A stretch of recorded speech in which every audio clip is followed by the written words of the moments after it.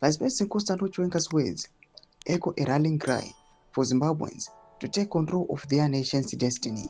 In quotes, we are the owners of all God-given resources, and we need those resources now to turn them if we are to have meaningful economic growth. Zimbabwe's God-given resources are for the people.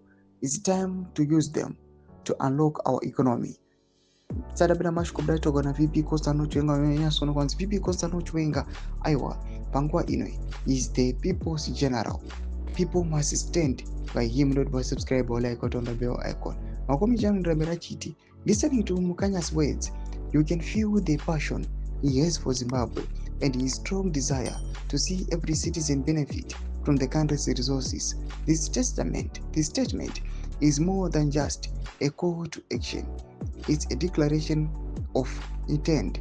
Zimbabwe is blessed with an abundance of natural resources, from the rich soils around all provinces to the minerals wealth of the Great Dike. Yet, decades of economic stagnation and mismanagement have left the country struggling to provide for its people. VP Chiwenga's message is clear.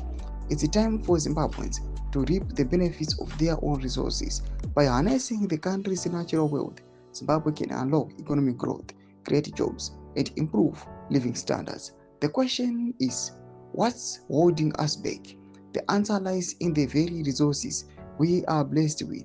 By taking control of our resources, we can break free from the shackles of economic dependence and chart a path towards prosperity.